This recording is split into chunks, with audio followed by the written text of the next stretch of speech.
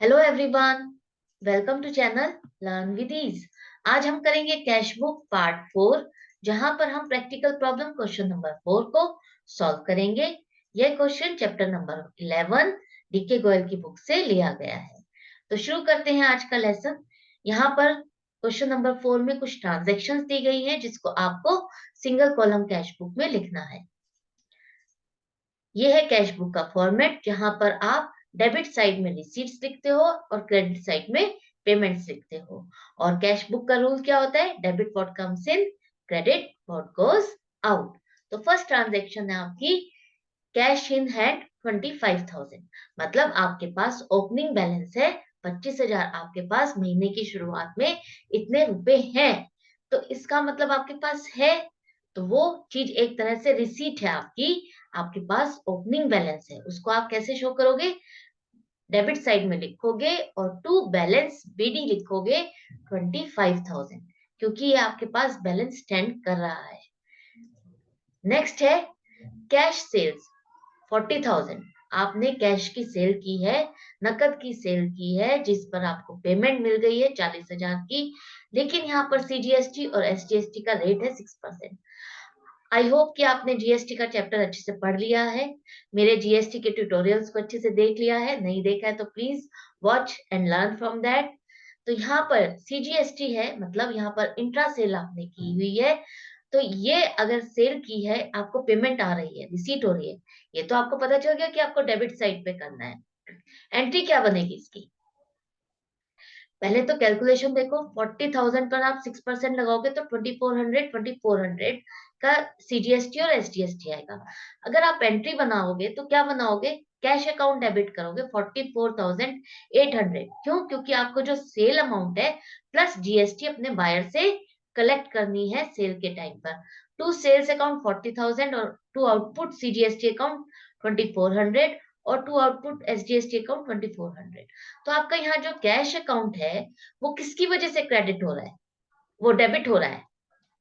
यहाँ पर सिर्फ एक अकाउंट से डेबिट नहीं हो रहा है, ये 3 अकाउंट की वजह से डेबिट हो रहा है। तो आप सेपरेटली तीनों अकाउंट की अमाउंट अलग अलग लिखोगे। टू सेल्स अकाउंट की वजह से 40,000 आपके पास आ रहे हैं। टू आउट आउटपुट सीजीएसटी की वजह से आपके पास 2,400 रुपए आ रहे हैं। और टू आउटपुट एसजीएसटी की वजह से भी आपके पास 2,400 आ रहे हैं। आप कलेक्टिवली 44,800 नहीं लिखोगे। आप किस किस अकाउंट की वजह से और कितनी कितनी अमाउंट आ रही है, आप सेपरेटली उसको लिखोगे। नेक्स्ट ट्रांजेक्शन है received from X on behalf of Y 4,000। आपने एक्स से पैसे लिए हैं 4,000, जो कि वाई से लेने थे। इसका क्या मतलब है? आपको 4,000 वाई से आने थे, जो कि वो पैसे आपको एक्स ने दे दिए। मान लीजिए आपने किसी को पेमेंट करनी थी और आपने अपने किसी ऑफिस बॉय के थ्रू पैसे भेजे, तो उसका नाम एक्स है और आप वाई हो, तो यही कहोगे ना कि एक्स पैसे दे गया है वाई के बिहाफ पे, मतलब पेमेंट तो वाई से आ रही है। तो यहाँ पर आप कहाँ लिखोगे? आपको पेमेंट मिल रही है, रिसीव कर रहे हो, कैश आ रहा है। तो आ रहा है कैश, तो हम डेबिट साइड लिखेंगे।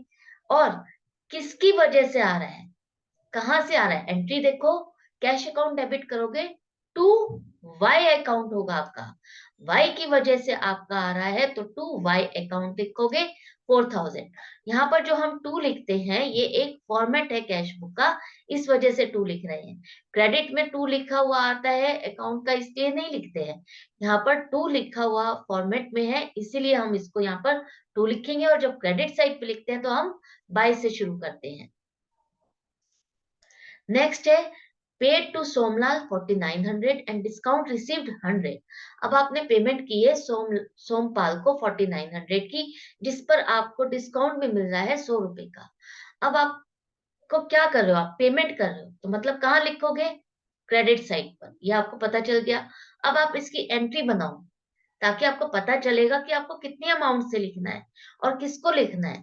तो एंट्री हो जाएगी आपकी सोमपाल अकाउंट डेबिट करोगे 5,000 से, मतलब आपको उसको 5,000 रुपए देने थे, इतना बैलेंस स्टैंड कर रहा था, जिसे आपने एडजस्ट किया है पेमेंट करके 4900 से। कैश अकाउंट आपका क्रेडिट हो रहा है 4900 से, और जो 100 रुपए है वो आपको डिस्काउंट मिला है, तो डिस्काउंट रिसीव्ड अकाउंट आपने क्रेडिट किया है 100 रुपए से। तो यहाँ पर कैश अकाउंट क्रेडिट हुआ है, ठीक है, किसकी वजह से?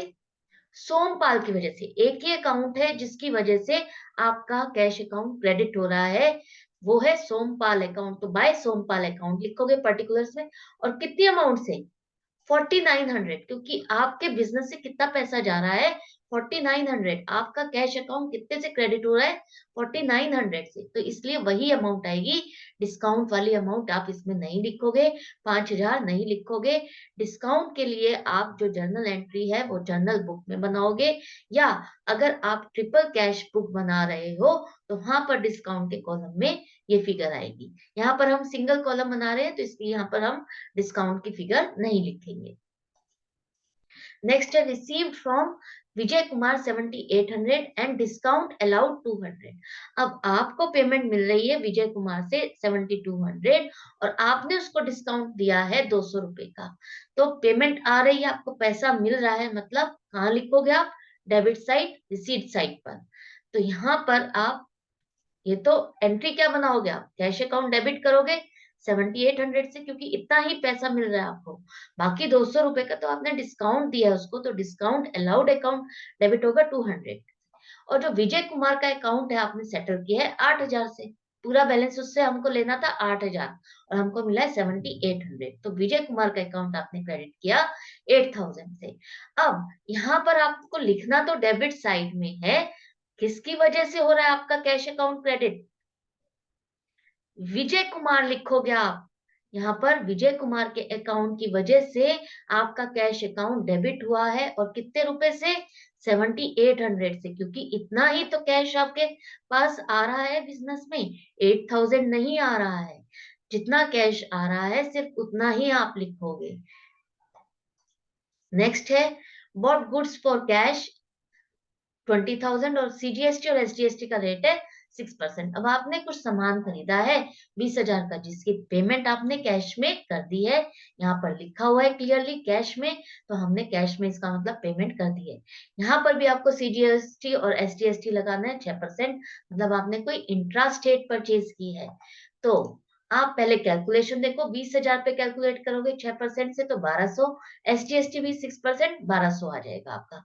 एंट्री क्या बनेगी? जब परचेज करते हो आप, तो वो तो परचेज अकाउंट आपका डेबिट हो गया 20,000 से, लेकिन जो जीएसटी पे कर रहे हो वो है इनपुट, इसलिए इनपुट सीजीएसटी अकाउंट आपका डेबिट होगा 1200 से, और इनपुट एसजीएसटी अकाउंट भी आपका डेबिट होगा 1200 से, और सारा का सारा परचेज प्लस जीएसटी की अमाउंट आपको अपने सेलर को देनी होती है, मतलब आप 22,400 रुपए दोगे 20,000 का माल खरीदने के लिए। तो यहाँ पर आप पेमेंट कर रहे हो, तो कहाँ लिखोगे? क्रेडिट साइड पे लिखोगे।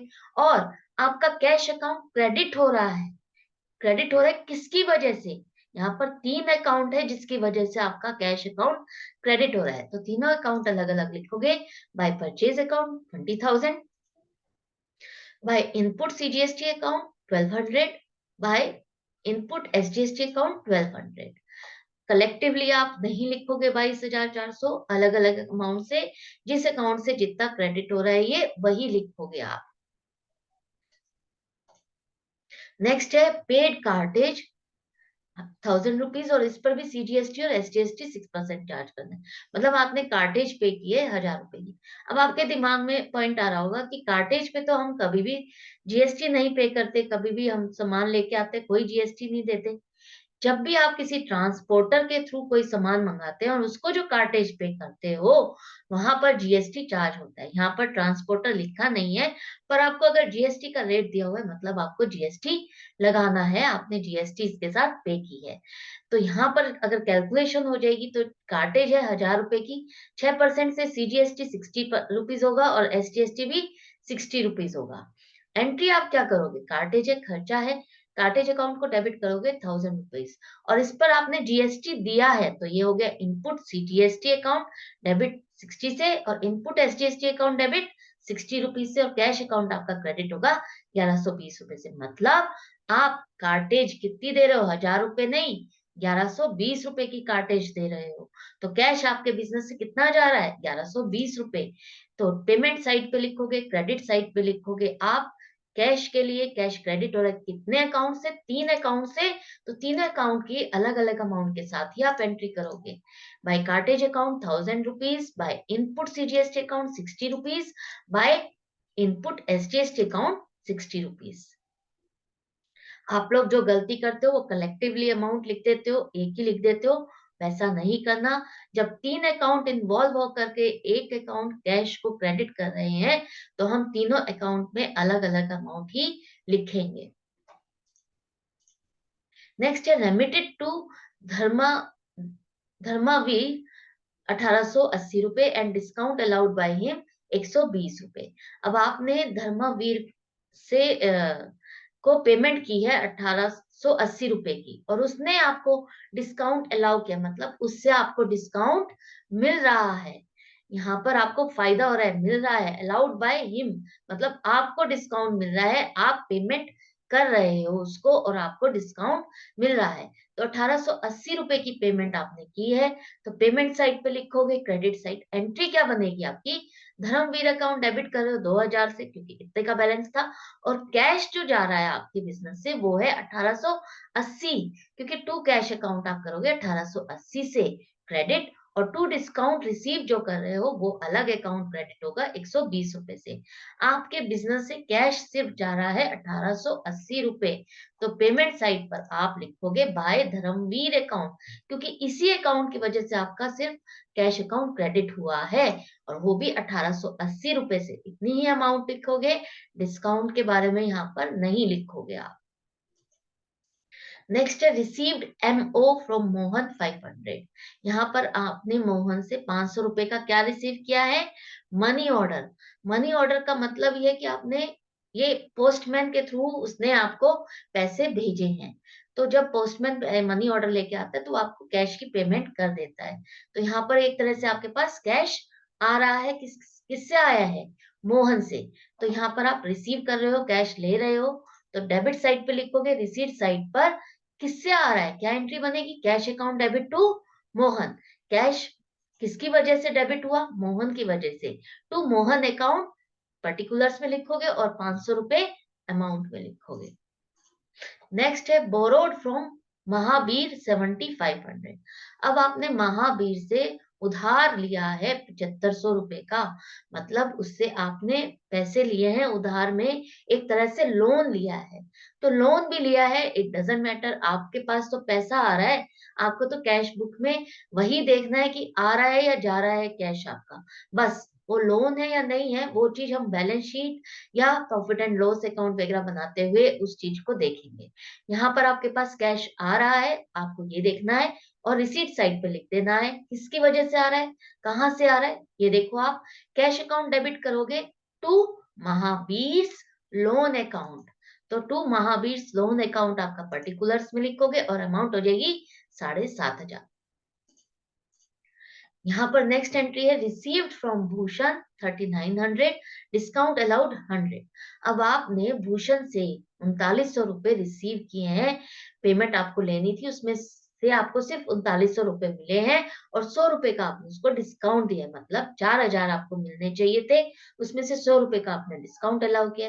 एंट्री बनाते तो आप क्या करते, कैश अकाउंट डेबिट कर रहे हो 3900 से, डिस्काउंट अलाउ कर रहे हो, खर्चा है 100 रुपए से डेबिट करोगे, तो भूषण अकाउंट को आप क्रेडिट करोगे 4000 से, जितना की ये पेमेंट आपको लेनी थी। तो यहाँ पर पेमेंट आ रही है, रिसीव कर रहे हो, कैश ले रहे हो, डेबिट साइड में लिखोगे किसकी वजह से आ रहा है, सिर्फ भूषण के अकाउंट की वजह से कैश अकाउंट आपका डेबिट हुआ है, तो भूषण अकाउंट को ही आप लिखोगे, तो भूषण अकाउंट पर्टिकुलर्स में, और अमाउंट होगी, कितनी अमाउंट आ रही है आपके पास 3900, तो यही आप लिखोगे। अगर आपको जर्नल एंट्रीज में कोई कंफ्यूजन है, कोई डाउट है, तो मैंने जर्नल एंट्रीज पे भी ट्यूटोरियल बनाया हुआ है, आप प्लीज प्ले चैनल के प्लेलिस्ट में जाकर के चेक कर सकते हैं और वहां से सीख सकते हैं। नेक्स्ट है paid to Lalit ₹2700 in full settlement of his account of ₹3000। आपको ललित को पेमेंट करनी थी ₹3000 की, लेकिन आपने कितनी पेमेंट की उसको? ₹2700 की। मतलब ₹300 का आपको क्या मिल गया? डिस्काउंट मिल गया है। तो एंट्री आप पे कर रहे हो, पेमेंट साइड कर रहे हो, तो क्रेडिट साइड होगा आपका। और एंट्री आप करोगे, ललित अकाउंट को डेबिट करोगे 3000 का, क्योंकि उसका अकाउंट आप सेटल कर रहे हो। और कितने रुपए दे रहे हो आप उसको? ₹2700 दे रहे हो। तो टू कैश अकाउंट आपका क्रेडिट होगा ₹2700 से, और टू डिस्काउंट रिसीव्ड, क्योंकि फायदा है इस अकाउंट का, आप क्रेडिट करोगे ₹300 से। तो यहाँ पर कैश अकाउंट आपका क्रेडिट हुआ है, क्रेडिट साइड पे लिखोगे। और किसकी वजह से हो रहा है? ललित की वजह से। तो ललित का अकाउंट आप लिखोगे पर्टिकुलर्स में, और कितने रुपए गए हैं आपके बिजनेस से? सिर्फ ₹2700 गए हैं, 3000 नहीं। तो ₹2700 ही आप यहाँ पर कैश बुक में क्रेडिट साइड में लिखोगे। यहाँ पर आपकी सारी ट्रांजैक्शंस आपने एंटर कर दी है। इसके बाद अब आपको क्या करना है? अपने डेबिट साइड का टोटल करना है और क्रेडिट साइड का भी टोटल करना है। डेबिट साइड का टोटल आपका हमेशा ज्यादा होगा, या दोनों साइड का सेम होगा। क्यों? क्योंकि आपके पास जितना पैसा होगा आप उतना ही तो खर्चा कर सकते हो, उससे ज्यादा तो खर्च नहीं कर सकते ना। तो जो डेबिट साइड है वो हमारी रिसीट साइड है, और क्रेडिट साइड पेमेंट साइड है। तो रिसीट हमेशा ज्यादा होगी पेमेंट से। तो यहाँ पर डेबिट साइड का बैलेंस आ रहा है आपका, टोटल आ रहा है 93,500, और क्रेडिट साइड का टोटल आ रहा है 33,000। मतलब माइनस करने के बाद आपके पास जो बैलेंस आ रहा है वो है 60,500, जो कि शो कर रहा है कि आपके पास अभी भी महीने के आखिरी में 60,500 रुपए बचे हुए हैं, जिसको आप कहाँ शो करोगे? डेबिट का टोटल तो 93,500 है ही, क्रेडिट का टोटल 33,000 है ना, इसको इक्वल करना है आपको, तो क्रेडिट साइड में लिखोगे आप। और क्लोजिंग बैलेंस है तो आप बाय बैलेंस सीडी लिखोगे 60,500। जब भी क्लोजिंग बैलेंस शो करना होता है या बैलेंस सीडी लिखा हुआ है, इसका मतलब ही ये है कि आपके पास महीने के आखिरी में कितने पैसे बच गए हैं? अब 60,500। और एंड में आप लिखोगे दोनों साइड टोटल इक्वल आना चाहिए। ये हो गया आपका क्वेश्चन कंप्लीट। यहाँ पर क्वेश्चन नंबर 4। आई होप ये क्लियर हो गया है। कोई डाउट है तो आप कमेंट बॉक्स में लिख कर पूछ सकते हैं मुझसे। चैनल को सब्सक्राइब कर दीजिए, लाइक कीजिए, वीडियो अच्छी लगी है, मजा आ रहा है सीखने में, और शेयर कीजिए अपने फ्रेंड्स के साथ। बेल आइकन को भी प्रेस कर दीजिए। मैं मिलूंगी आपसे नेक्स्ट वीडियो में। Till then goodbye and take care.